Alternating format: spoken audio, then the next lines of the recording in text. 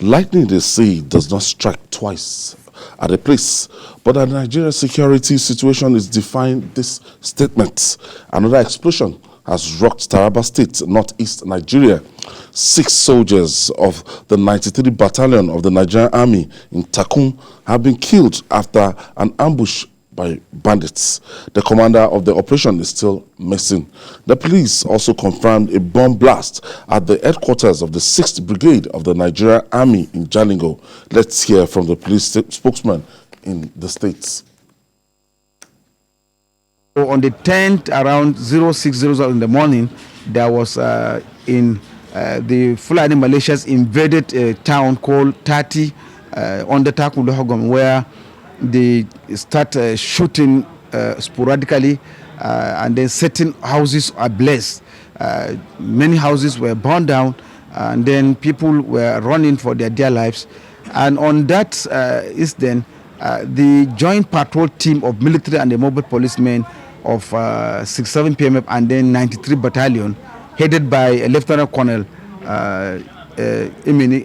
Eminike also.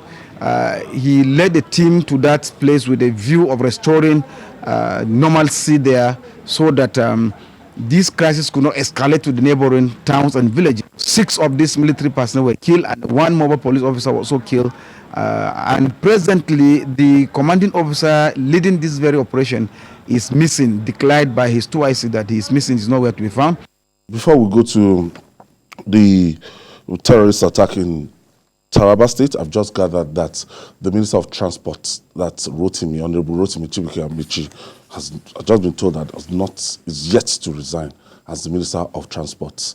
Is yet to resign. He's still the Minister of Transport. I'm sure by Monday next week, after the deadline, we'll know those who are in and those who are out. Now, this Taraba thing, I don't know. It's never, as we pointed out 2 weeks ago, Taraba is not known for this kind of carnage.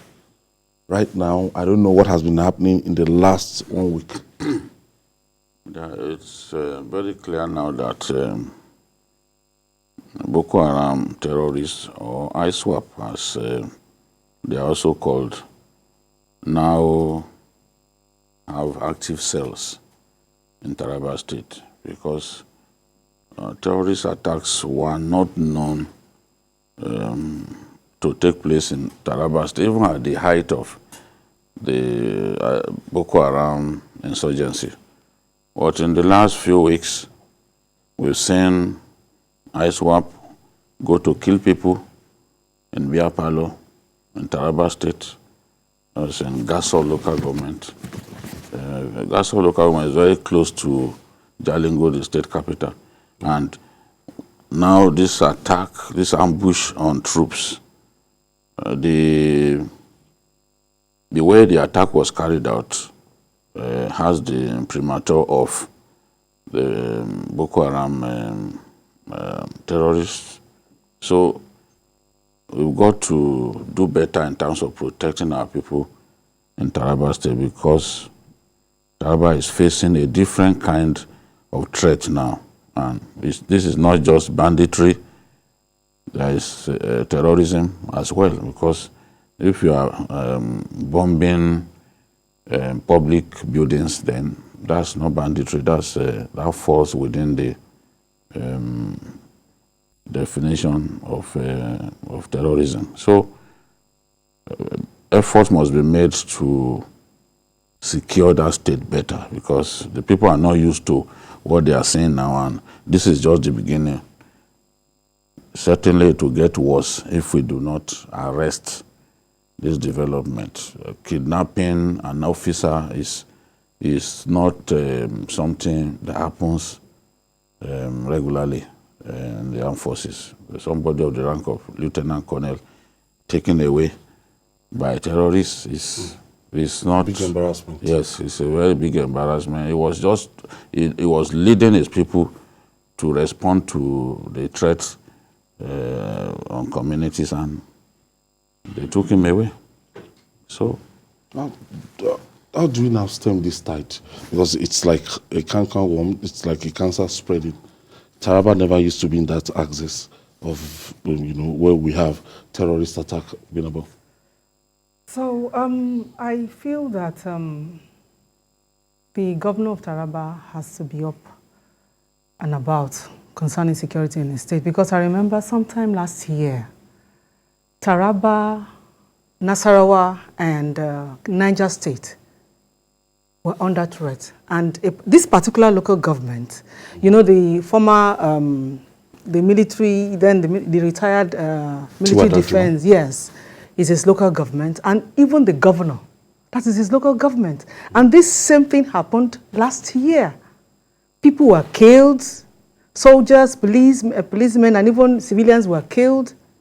And you see, the problem I see in all of this is that when something like this happens, if you go to that particular place now, it's bombarded with so many security operatives here and there.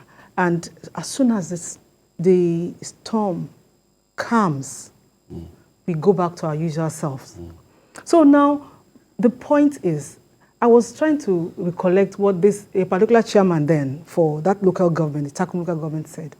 He said, these terrorists, they reside in the forest surrounding that area. So, and the governor of that state is an architect, is an urban developer.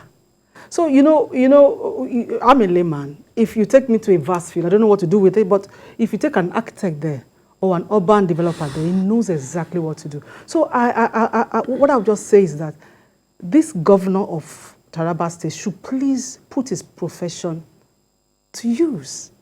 How do you comb the extremities of your state? Because if they leave it, last year it happened, now it has happened. And it's going to continue like that. So until we make sure that when we quell any form of security threat in any state, we don't just do it and walk away. What is the solution? How do we completely take care of it? I know that it's not possible to completely say we're going to have 100% security, but at least do something. Don't just stem the tide and then leave it, because they will come back. Julie, the reality facing us here is that I think for some time terrorism has come to stay in Nigeria, because I was looking at it since 2009. We've not had kind of any respite, and instead of it, we are having banditry coupled with terrorism, and the thing is expanding. It's not looking as if it's spreading because we have not done enough to defeat terrorists, to defeat bandits in our country. We used to have terrorism limited to those 3 states of the Northeast, Adamawa, Yobe, and Borno State. In Yobe, they were even present in just 2 local governments. In Adamawa, they were present in 7 local governments. Then in Borno, they were present in 17 local governments. Later on, they left only the Maiduguri metropolitan. Occasionally, they will still carry out terrorist attacks, even in Maiduguri metropolitan area. Now, because we have failed to crush them, we have not come up with the right tactics to deal with the threat that they constitute, you can now see that they are spreading. When you attack them at a particular location, they move elsewhere.